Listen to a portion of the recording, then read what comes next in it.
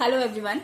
In previous lecture, we discussed about chemical properties of non-metal and I gave you assignment. So let's start solving. The first question of assignment is name any two metals which can be cut with knife. तो आपको ऐसी दो metals का बताना था जिनको आप easily knife से cut कर सकते हैं. So ऐसी कौन सी metals हैं?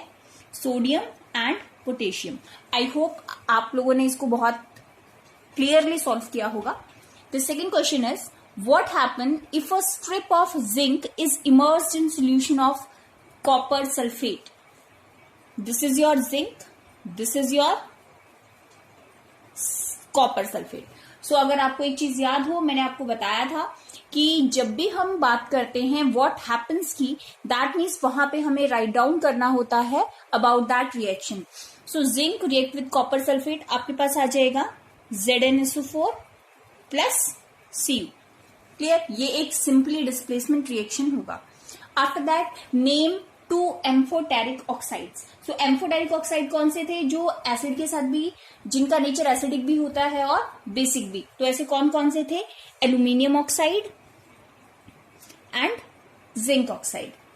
After that, the next question is name one metal and one non-metal which exist in liquid at room temperature. आपको ऐसी एक मेटल बतानी थी और एक ऐसी नॉन मेटल बतानी थी जो लिक्विड होती है रूम टेम्परेचर पे. सो अगर हम बात करें मेटल की, मेटल कौन सा हो जाएगा आपके पास? मरकरी. एंड नॉन मेटल कौन सा हो जाएगा आपके पास? ब्रोमीन.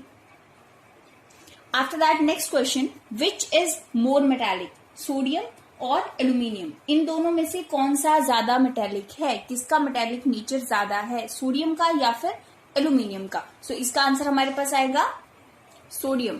सो इसका आंसर हम लिखेंगे सोडियम. Y sodium? क्योंकि उसके पास +1 चार्ज होता है, वो एक इलेक्ट्रॉन जो है उसको डोनेट करता है. After that, what happened when copper strip immersed in AgNO3? AgNO3 means silver nitrate. That means Cu plus AgNO3.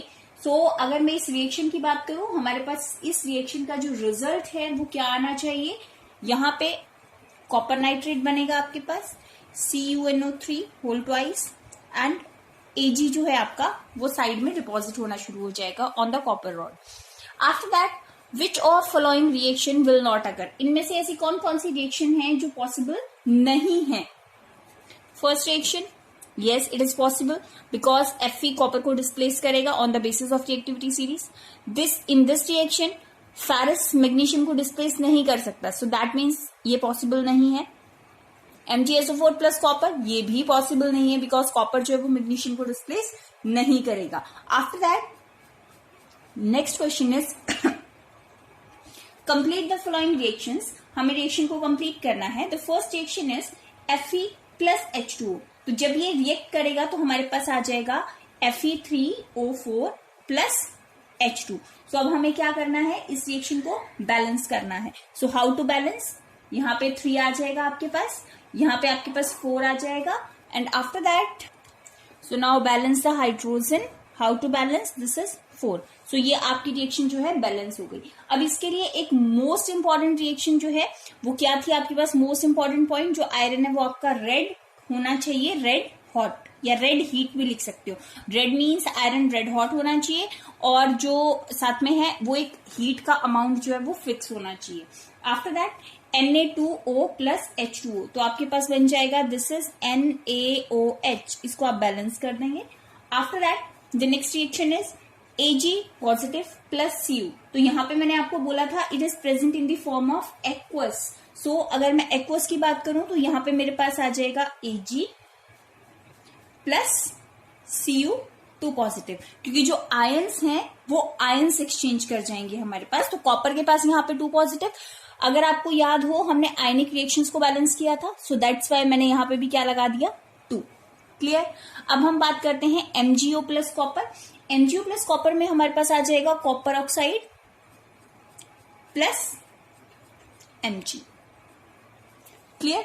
तो ये था हमारे पास complete the following reactions. Next question है write the name of 2 oxides which are neither acidic nor basic, जो ना तो acidic होते हैं और ना ही बेसिक होते हैं। तो ऐसे जो हमारे पास ऑक्साइड्स थे उनको हमने, नॉन मेटल ऑक्साइड्स थे हमारे, उनको हमने नाम दिया था न्यूट्रल ऑक्साइड्स। तो अगर मैं बात करूं न्यूट्रल ऑक्साइड्स की, तो हमारे पास ऐसे कौन कौन से ऑक्साइड्स हैं जिनको हम न्यूट्रल बोल सकते हैं? सो your answer is CO, carbon monoxide, and nitrogen oxide, N2O। अब हम बात करते हैं नेक्स्ट क्वेश्चन की। Name a non metal which is good conductor of electricity, that is graphite.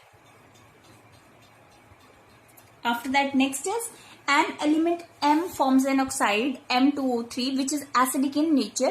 State whether the element M is a metal or non-metal. So obviously यहाँ पे oxygen के ऊपर नेगेटिव चार्ज होता है, दैट मीन्स M के ऊपर क्या charge होगा? पॉजिटिव। और जिनके ऊपर पॉजिटिव चार्ज होता है they are known as metals. So simple सा हमारे पास फंडा है, M इज अ मेटल। तो ये आपका क्या आ जाएगा? आंसर। बट यहां पे हमारे पास एक और एक्सेप्शन है जिसके ऊपर हमें ध्यान देना है। अब अगर हम पॉजिटिव नेगेटिव का फिनोमेना देखें उसके बेसिस पे तो हमने बोल दिया मेटल, लेकिन अगर हम यहाँ पे देखें M2O3 which is acidic in nature, तो हमारा जो सबसे बड़ा हिंट है that is acidic in nature. So acidic in nature किसके ऑक्साइड्स होते हैं? नॉन मेटल के। तो आपका आंसर क्या आ जाएगा? Non metal. Clear? Because carbon जो है उसके ऊपर पॉजिटिव चार्ज भी होता है और नेगेटिव चार्ज भी होता है, दैट्स वाई। क्लियर? अब हम बात करते हैं नेक्स्ट क्वेश्चन की। An element X has a electronic configuration this, on the basis of electronic configuration answer the following question. First of all atomic number कितना हो गया इसका? 20। सो 20 तक हमें ऑलरेडी लर्न है अच्छे से एटॉमिक नंबर्स, फिर भी हम एक बार देखते हैं। Does this element form acidic और बेसिक ऑक्साइड? ये कौन सा बनाएगा? एसिडिक बनाएगा, बेसिक बनाएगा? ऑब्वियसली 2 इलेक्ट्रॉन लूज करने की टेंडेंसी है। अगर 2 इलेक्ट्रॉन लूज करेगा that means this is a metal, और जो मेटेलिक ऑक्साइड्स होते हैं they are basic in nature.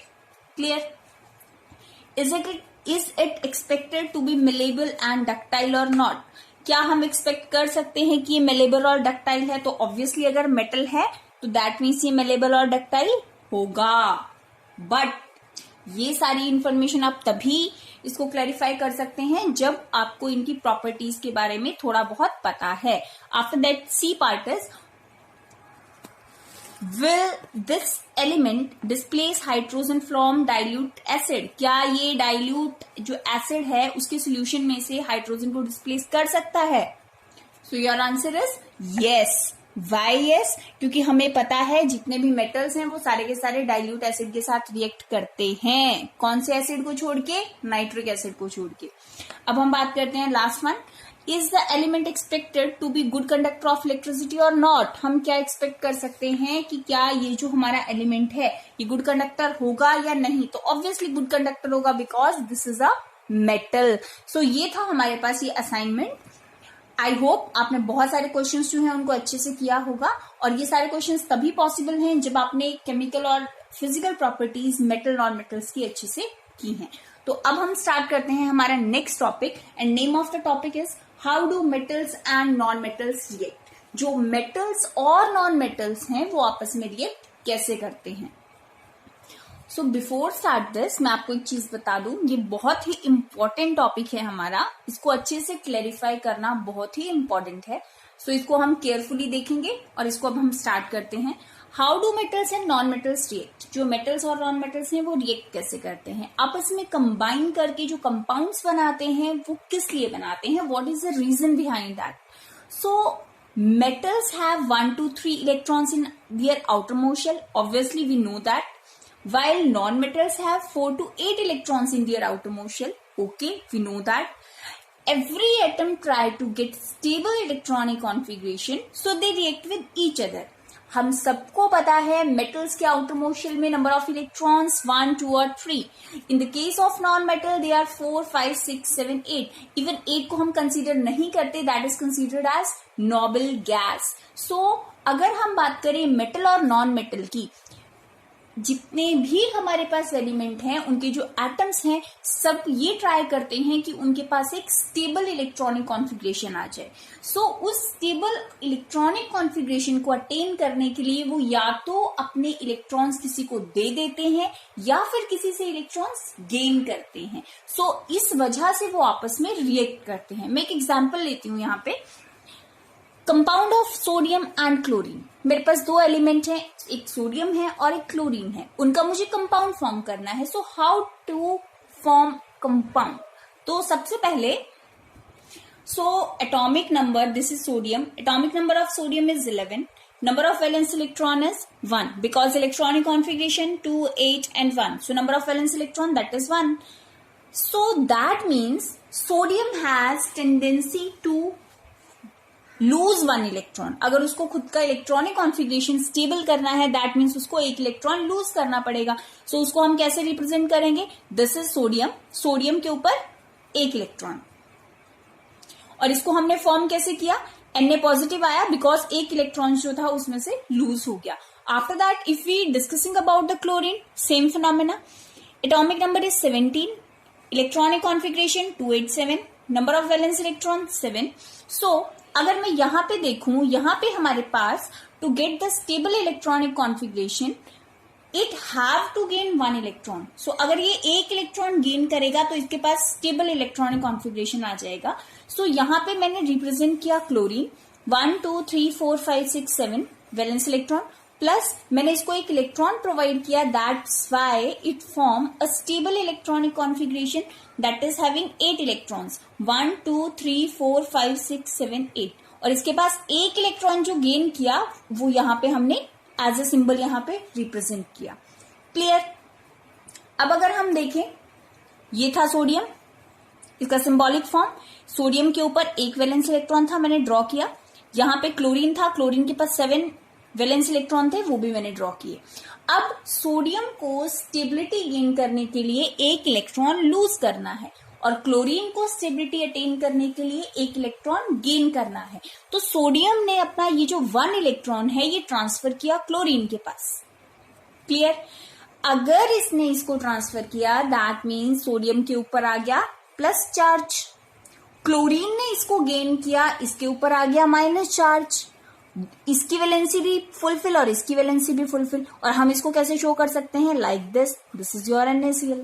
So this is the phenomena, this is a method how to form complex, how to form compounds. Clear? अब हम अगर बात करें, ये जो हमारे पास कंपाउंड बना इसको हम क्या बोलेंगे? इसको हम बोलेंगे ionic compound.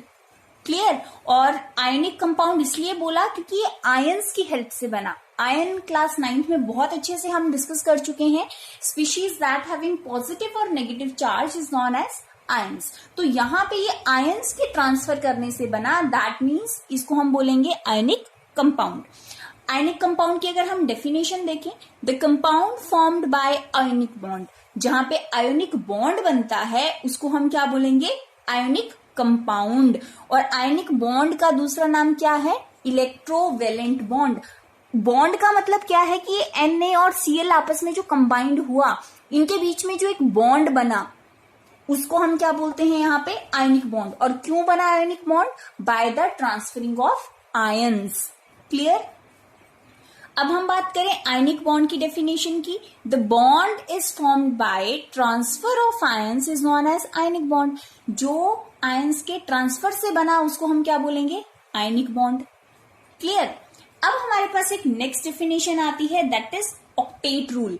Actually octet rule जो है वो लेविस नेम के एक साइंटिस्ट थे, उन्होंने दिया था। क्लास 11th में आप इस टॉपिक को बहुत एलैबोरेट करके अच्छे से डिटेल में पढ़ेंगे।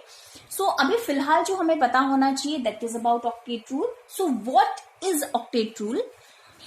The principle of attaining maximum of 8 electrons is called octet rule.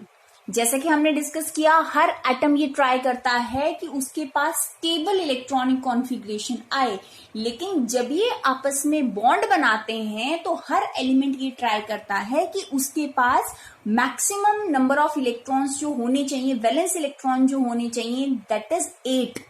तो 8 इलेक्ट्रॉन गेन करने की जो टेंडेंसी है, गेन करने का मतलब है अटेन करने की जो टेंडेंसी है, कि हर एटम ये ट्राई करेगा कि वो बॉन्ड तब बनाए, बॉन्ड बनाने के लिए वो खुद के पास 8 इलेक्ट्रॉन रखना चाहेगा, या तो 8 रखना चाहेगा या कोई भी नहीं रखना चाहेगा। तो ये जो 8 इलेक्ट्रॉन अटेन करने की टेंडेंसी है, that is known as octet rule. The principle of attaining maximum of 8 electrons is called octet rule. अब हम बात करते हैं इलेक्ट्रोवैलेंसी की। What is electrovalency? The number of electrons lost और gained by the atom is called its electrovalency, and the compound thus formed are called ionic compounds or electrovalent compounds। हमारे पास electrovalency का मतलब है, वैलेंसी सबको पता है, जितने इलेक्ट्रॉन लिए, जितने इलेक्ट्रॉन लूज या गेन करने की जो टेंडेंसी होती है। इलेक्ट्रोवैलेंसी का मतलब भी काफी हद तक सिमिलर है कि कोई एटम जो है वो कितने इलेक्ट्रॉन गेन कर रहा है या कितने इलेक्ट्रॉन लूज करेगा, उसको हम बोलेंगे इलेक्ट्रोवैलेंसी। लेकिन एक बात हमेशा याद रखना, इलेक्ट्रोवैलेंसी हमेशा हम डिस्कस करेंगे जहां पे कोई कंपाउंड फॉर्म होता है। अगर हम किसी पर्टिकुलर एटम या मॉलिक्यूल की बात करेंगे, इवन नॉट अ मॉलिक्यूल, अगर हम एटम की बात करते हैं वहां पे हम टर्म यूज करेंगे वैलेंसी, और अगर हम कहीं पे कंपाउंड के बारे में बात करते हैं तो वहां पे हम टर्म यूज करेंगे इलेक्ट्रोवैलेंसी। क्लियर? तो this is about the electrovalency. फटाफट से एक एग्जाम्पल देखते हैं। Formation of magnesium oxide, again same phenomena, atomic number 12, valence electron 2, represent कैसे कर दिया मैंने, Mg था, इसके ऊपर 2 पॉजिटिव चार्ज शो किया, okay. Atomic number of oxygen 8, valence electron 6, कैसे रिप्रेजेंट किया, 6 इलेक्ट्रॉन इसके पास थे, 2 इलेक्ट्रॉन इसको चाहिए, दैट मीन्स मैंने इसको ऐसे रिप्रेजेंट किया। अब मैग्नीशियम के पास 2 इलेक्ट्रॉन एक्स्ट्रा है, ऑक्सीजन को 2 इलेक्ट्रॉन गेन करने हैं, तो यहाँ पे क्या हुआ, मैग्नीशियम के ऊपर 2 पॉजिटिव चार्ज आ गया, ऑक्सीजन के ऊपर 2 माइनस चार्ज आ गया। अल्टीमेटली कंपाउंड हमारे पास बना MgO। Okay, clear?